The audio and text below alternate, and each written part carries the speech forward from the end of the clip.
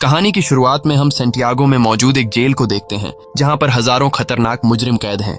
ये सेंटियागो का सबसे सिक्योर तरीन जेल है क्योंकि आज तक इस जेल से कोई भी कैदी फरार नहीं हो सका और इसका रीजन है इस जेल का वार्डन बहुत ही स्ट्रिक्ट और बेरहम इंसान है जो जरा सी गलती करने पर कैदियों को बुरी तरह से पीटता है। और यही वजह है कि इस जेल के कैदी यहाँ से भागना तो दूर बल्कि एक छोटी सी गलती करने से पहले भी 100 बार सोचते हैं। लेकिन अब वार्डन का यह खौफ ज्यादा दिनों तक चलने वाला नहीं था क्योंकि अब इस जेल में एंट्री हो चुकी थी एक बहुत ही शातिर इंसान की जिसका नाम लियोन है। लियोन एक आर्किटेक्ट है जो किसी भी बिल्डिंग को देखकर उसे पता चल जाता है कि यह बिल्डिंग कितने साल पुरानी है और इस बिल्डिंग को किस तरह से डिजाइन किया गया है। लियोन जेल में एंटर होते ही उसके दिमाग में यहाँ से भागने की प्लानिंग शुरू हो जाती है। यहाँ हमें पता चलता है कि लियोन अकेला नहीं है बल्कि उसके साथ 4 साथी भी हैं जो यहाँ से भागना चाहते हैं। कुछ देर बाद जेल का एक ऑफिसर सभी कैदियों को लाइन से खड़ा करके जेल के रूल्स बताता है और कहता है कि अगर किसी ने भी रूल तोड़ने की कोशिश की तो उसे मार दिया जाएगा। इसके बाद सभी कैदियों को उनके ब्लॉक्स की तरफ लाइन से ले जाया जाता है। यहाँ लियोन दौड़ते हुए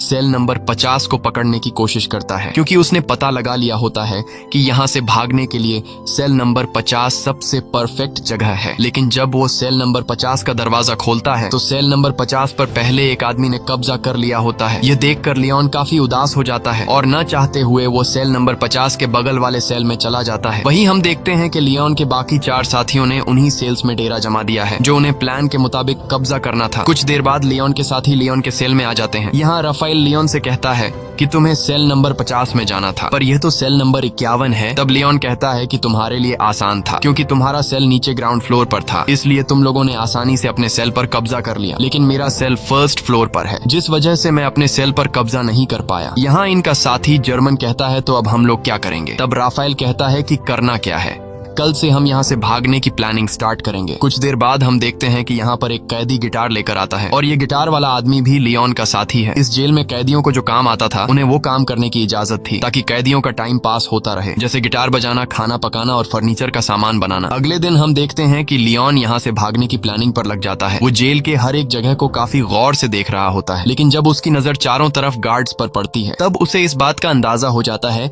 कि यहाँ से दीवार से कूदकर भागना काफी मुश्किल है। इसके बाद वह प्लान बी पर काम करते हुए पैदल चलकर कदमों से जेल की लंबाई का नाप लेने लगता है। जेल की लंबाई नापने के बाद वो सीधा अपने साथियों के पास पहुंचकर उनसे कहता है कि हमें कैसे भी करके यहाँ से भागना होगा। तब जर्मन ने कहा कि तुम पागल हो गए हो, यहाँ से भागना इम्पॉसिबल है क्योंकि चारों तरफ जेल की ऊंची दीवारें हैं जिससे हम कभी भी कूदकर भाग नहीं सकते और गार्ड्स भी चारों तरफ से हम पर नजर जमाए रखे हैं। अगर उन्हें जरा सा भी हम पर शक हुआ तो वो हमें मार डालेंगे। तब लियोन कहता है कि मैंने कदमों का इस्तेमाल करके जेल के बाहर जाने तक का रास्ता नाप लिया है। हम यहाँ से जेल के बाहर वाले रोड से सिर्फ 90 मीटर की दूरी पर खड़े हैं इसलिए हमें दीवार से कूदकर यहाँ से नहीं भागना है बल्कि हम यहाँ जमीन के नीचे एक सुरंग बनाएंगे जो यहाँ से बाहर तक जाएगी। इस जेल के बाहर जंगल है और अगर हम एक बार यहाँ से निकल गए तो जेल के बाहर जंगल में गार्ड्स हमें ढूंढ नहीं पाएंगे और बड़ी आसानी से हम यहाँ से फरार हो जाएंगे। लेकिन यहाँ इनके दिमाग में सबसे बड़ा सवाल यह होता है कि इतनी लंबी सुरंग जब यह लोग बनाएंगे तो उस सुरंग से बाहर निकलने वाली मिट्टी यह लोग कहाँ गिराएंगे। यह सवाल इन तीनों को परेशान कर रही थी और लियोन सोच में पड़ जाता है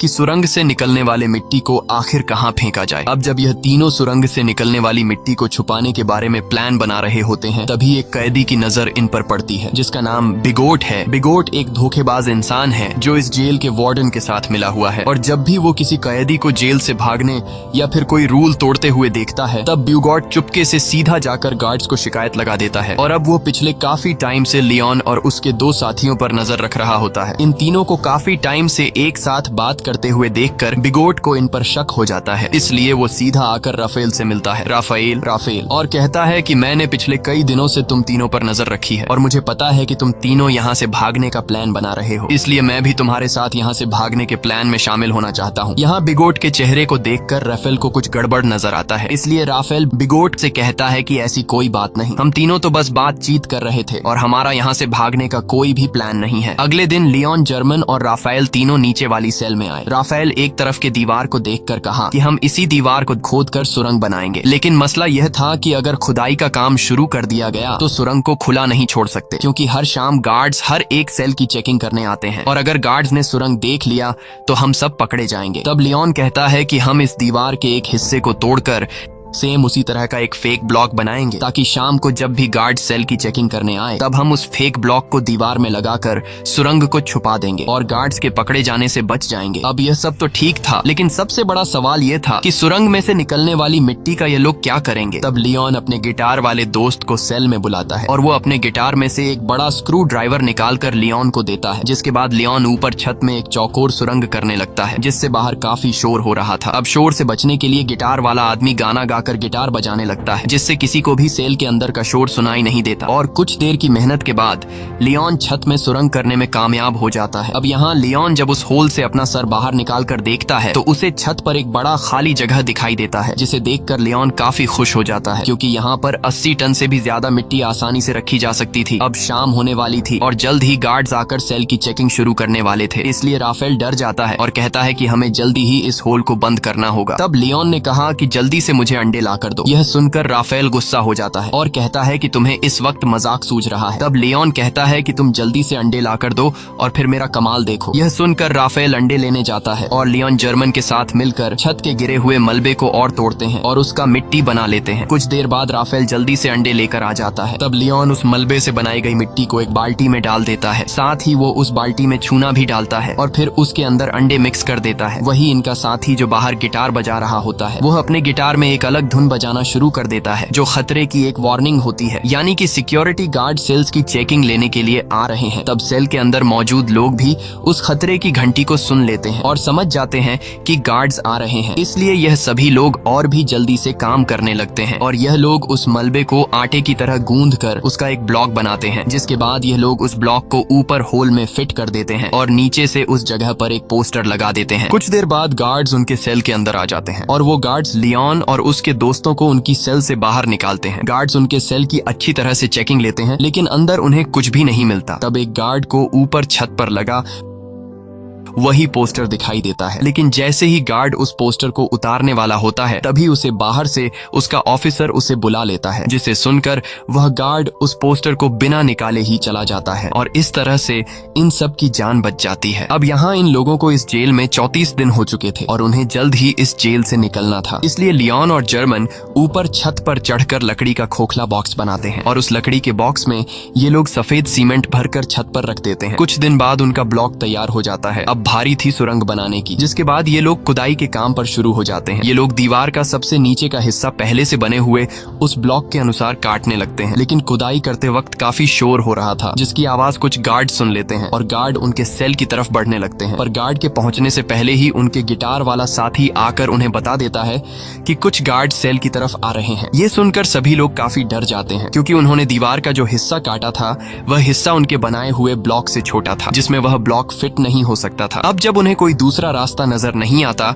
तब ये लोग जल्दी से टूटी हुई दीवार के मलबे को इकट्ठा करते हैं और जिस जगह ये लोग सुरंग बना रहे थे वहां ये लोग काफी बारीकी से सामान रखकर उस जगह को छुपाते हैं और अपने अपने काम में लग जाते हैं ताकि गार्ड को उन पर शक न हो। कुछ देर बाद एक गार्ड उनके सेल के अंदर आता है और वह गार्ड इनके सेल के चारों तरफ नजर घुमाकर चेक करता है कि कहीं ये लोग यहाँ से भागने की प्लानिंग तो नहीं कर रहे, पर उसे कुछ भी गड़बड़ नहीं नजर आता, इसलिए वह गार्ड वहां से चला जाता है। गार्ड के जाते ही ये लोग रेडियो का आवाज तेज कर लेते हैं और फिर से खुदाई के काम पर लग जाते हैं। कई घंटों की मेहनत के बाद फाइनली ये लोग ब्लॉक के शेप का एक परफेक्ट हिस्सा काट लेते हैं और सफेद सीमेंट के उस ब्लॉक को वहां पर फिक्स कर देते हैं। अब यहाँ खुदाई से निकले हुए मलबे को ये लोग एक बैग में भर लेते हैं और उस बैग को ऊपर वाले सेल में ले जाते हैं जहाँ उन्होंने पहले से सेल की छत को तोड़कर होल बनाया था और उस होल को उन्होंने अंडे और मलबे को मिक्स करके एक छोटा सा ब्लॉक बनाकर छुपा दिया था। ये लोग उस ब्लॉक को निकाल कर उसके ऊपर जो खाली जगह होती है वहां पर ये लोग मिट्टी जमा करना शुरू कर देते हैं। छत पर मिट्टी रखने के बाद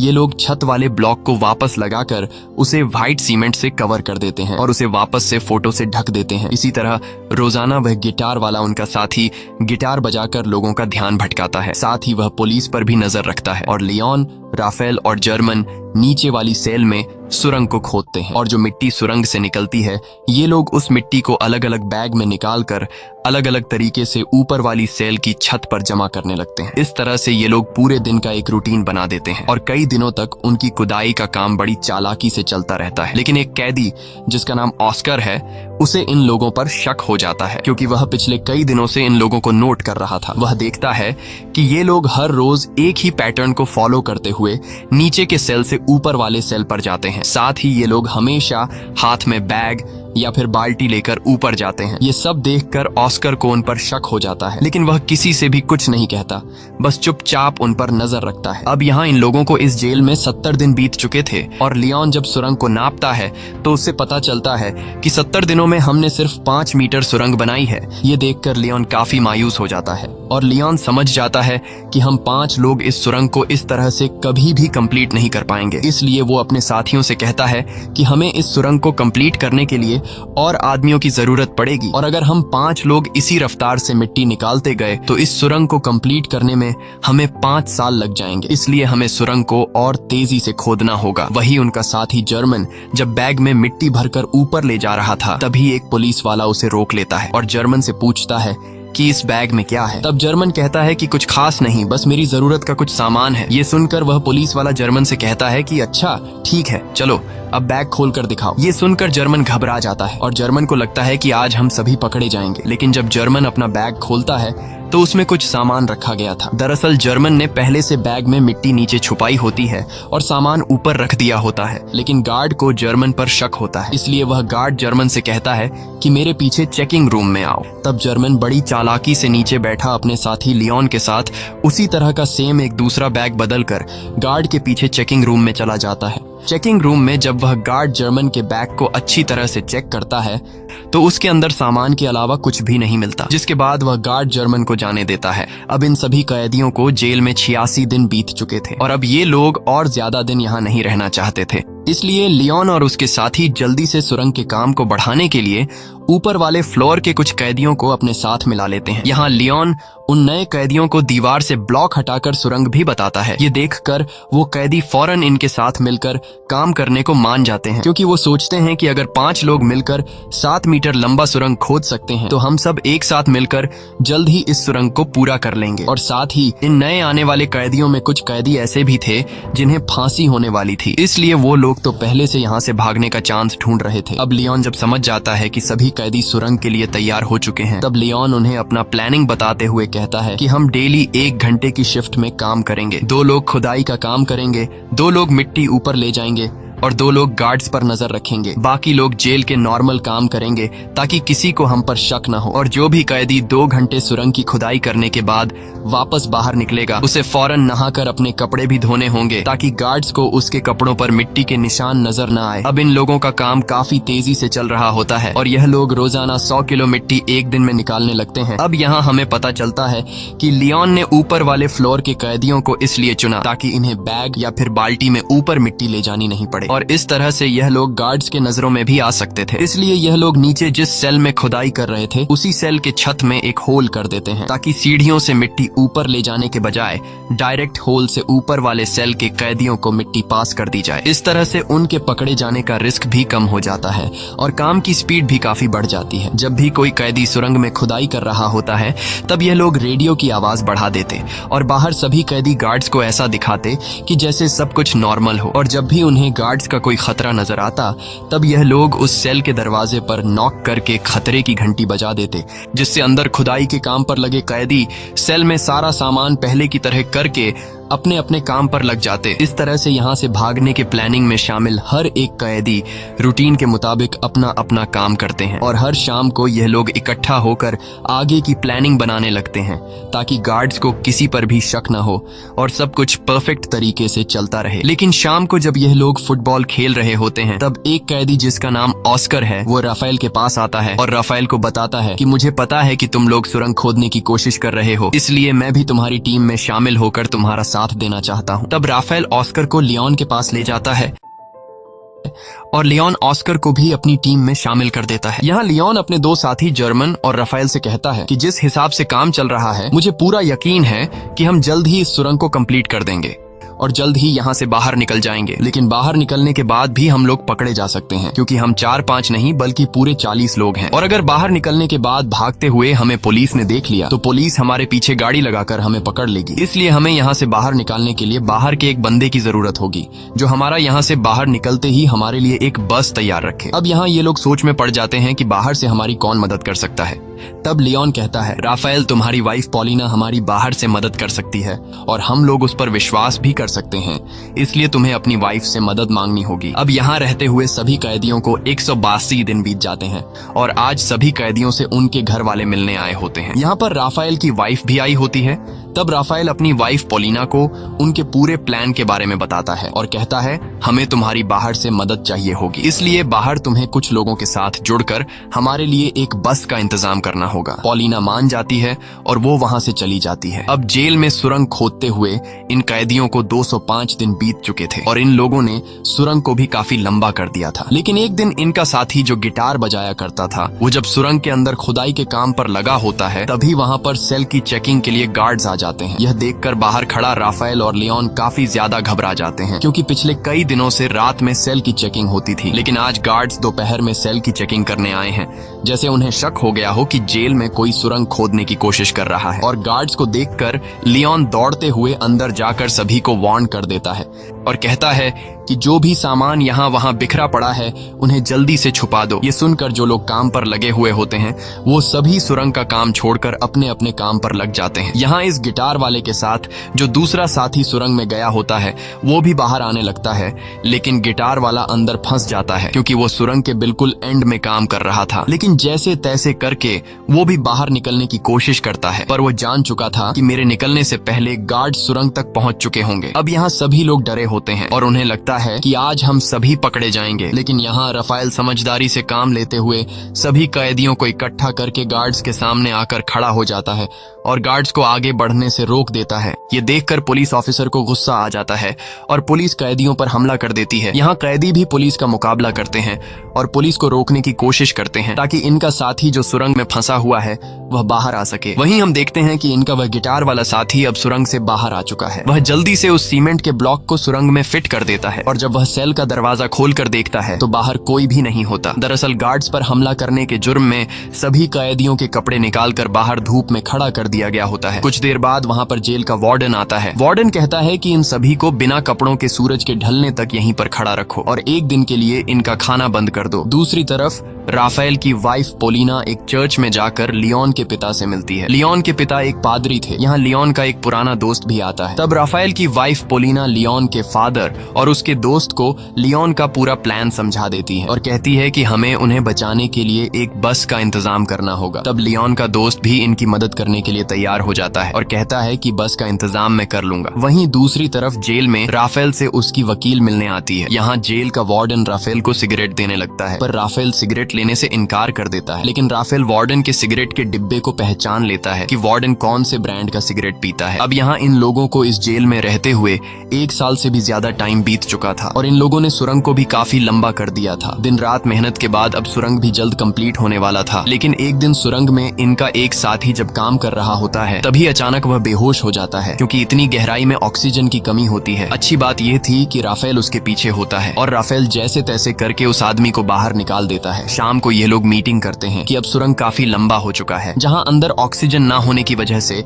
सांस लेने में तकलीफ होती है, इसलिए हमें कुछ करना होगा। यहाँ पर एक आदमी होता है जो जेल में काम करता है। उसके पास एक मशीन होती है जिससे ये लोग पंखा लगाकर सुरंग के एंड तक ऑक्सीजन पहुंचा सकते हैं। राफेल उस आदमी से कहता है कि अगर तुम हमें ये मोटर दोगे तो हम तुम्हें अपने साथ शामिल कर लेंगे। वह कैदी मान जाता है और फिर ये लोग उस मोटर में एक पंखा लगाकर प्लास्टिक के पाइप के जरिए सुरंग के एंड तक ऑक्सीजन पहुंचाने में कामयाब हो जाते हैं और अब सुरंग के एंड में काम करने वाले लोगों को सांस लेने में तकलीफ नहीं होती। इस तरह से इनका काम फिर से जारी हो जाता है। लेकिन अब जेल के वार्डन को कैदियों पर शक होने लगता है, इसलिए जेल का वार्डन अपने पास एक कैदी को बुलाता है जिसका नाम बिगोट है। वार्डन बिगोट को सिगरेट का पैकेट देता है और उससे कहता है कि मुझे जेल में कुछ न कुछ गड़बड़ नजर आ रहा है, इसलिए तुम्हें कैदियों पर नजर रखनी होगी कि वो क्या करने की कोशिश कर रहे हैं। और बीगोट मान जाता है। दरअसल बीगोट को अभी तक पता नहीं होता कि जेल में कैदी सुरंग खोदने की कोशिश कर रहे हैं। अब यहाँ इन लोगों को सुरंग खोदते हुए इस जेल में 514 दिन बीत जाते हैं और उन्होंने अब जेल के बाहर तक सुरंग खोद दी होती है। अब जहां तक उन्होंने सुरंग खोदी होती है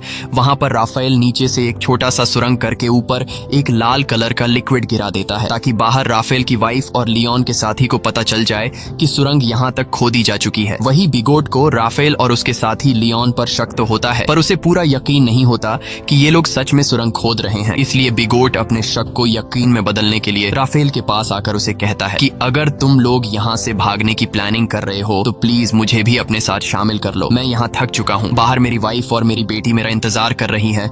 ये सुनकर राफेल को बिगोट पर तरस आ जाता है, इसलिए राफेल बिगोट को सुरंग के बारे में बताने ही वाला होता है कि तभी राफेल बिगोट के हाथ में सिगरेट का पैकेट देख लेता है। और यह वही पैकेट होता है जो कुछ दिन पहले राफेल ने वार्डन के पास देखा था। इसलिए राफेल समझ जाता है कि बिगोट वार्डन के साथ मिला हुआ है। ये सब समझते ही राफेल बिगोट को कुछ भी नहीं बताता।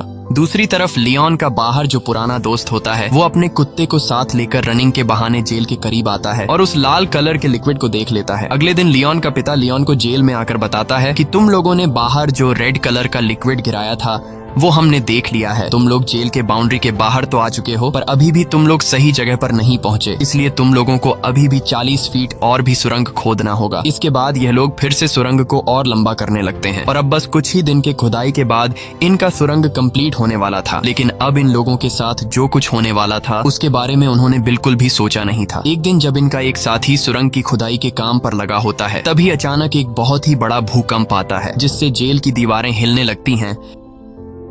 लियोन उस वक्त अपने दोस्तों के साथ बाहर फुटबॉल मैच देख रहा था। भूकंप के झटके महसूस होते ही वो तेजी से सुरंग की तरफ भागा। यहाँ गार्ड सभी कैदियों को जेल से बाहर निकालने लगते हैं ताकि कहीं इन पर जेल की दीवारें न गिर जाएं। और लियोन भी जैसे तैसे करके सुरंग के अंदर फंसे हुए अपने साथी को बाहर निकाल लेता है। अब लियोन ने अपने साथी को तो बचा लिया था, लेकिन अब उसे डर था कि कहीं भूकंप की वजह से अंदर से सुरंग टूट नहीं गया हो। इसलिए लियोन फिर से सुरंग के अंदर जाता है और अंदर जाकर वो देखता है कि सुरंग पूरी तरह से सेफ है। ये देखकर लियोन को सुकून मिल जाता है। अब जब इनके सुरंग का काम पूरा होने वाला होता है तब लियोन जाकर जेल के एक कैदी से मिलता है जो कि व्हील चेयर पर होता है। लियोन उससे कहता है कि हम जल्द ही यहाँ से भागने वाले हैं, इसलिए मैं चाहता हूँ तुम भी हमारे साथ चलो। लेकिन वो व्हील चेयर पर बैठा आदमी कहता है तुम जल्द से जल्द यहाँ से भाग जाओ और मेरी चिंता मत करो, मैं तुम्हारे साथ नहीं आ पाऊंगा। अब फाइनली वो दिन आ गया जिस दिन ये लोग इस जेल से भागने वाले थे। और जैसे ही सभी कैदी रात को टीवी देखने में मसरूफ होते हैं तब वो सभी कैदी जो यहाँ से भागने की प्लानिंग में शामिल थे वो सभी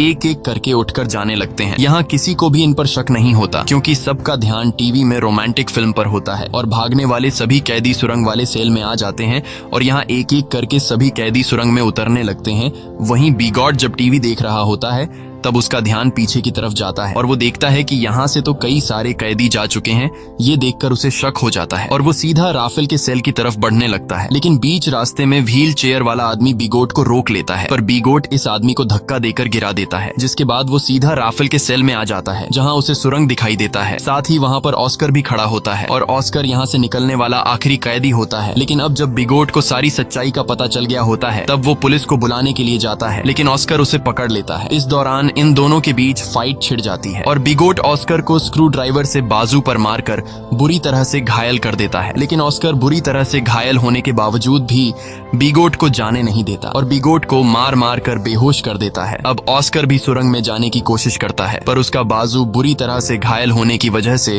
वो सुरंग में नहीं जा पाता। दूसरी तरफ सभी कैदी सुरंग के अंदर धीरे धीरे आगे बढ़ रहे होते हैं और बढ़ते बढ़ते ये लोग सुरंग के एंड तक पहुंच जाते हैं, जहां बाहर से लियोन का पुराना दोस्त सुरंग का ऊपर से हिस्सा खोल देता है और वह एक एक करके सभी कैदियों को हाथ से पकड़कर बाहर निकालता है। बाहर निकलने के बाद सभी कैदी जल्दी से अपने कपड़े बदल लेते हैं और तभी उन्हें सामने के ब्रिज पर एक बस आते हुए दिखाई देती है, जिसे देखकर ये सभी लोग उस बस की तरफ दौड़ने लगते हैं और सभी बस में बैठ जाते हैं। लेकिन ऑस्कर अभी तक नहीं आया होता, इसलिए सभी कैदी उसका इंतजार कर रहे होते हैं। यहाँ जर्मन कहता है कि मुझे लग रहा है कि कहीं ऑस्कर किसी मुसीबत में है, इसलिए मैं ऑस्कर की मदद के लिए जा रहा हूँ, जिसके बाद वह ऑस्कर को लेने जाता है। दूसरी तरफ जेल में मूवी खत्म हो गई थी और सभी कैदी अपने अपने सेल में जाने लगते हैं। तब यहाँ वह व्हील चेयर वाला कैदी सभी को आकर बता देता है कि राफेल के सेल में एक सुरंग है जहाँ से तुम लोग भाग सकते हो। ये सुनकर सभी कैदी उस तरफ भागने लगते हैं, जिसे देखकर गार्ड्स को भी इन पर शक हो जाता है और वह गार्ड्स वहाँ पर और भी गार्ड्स को बुला लेते हैं। कुछ देर बाद पूरे जेल में सायरन बजने लगता है,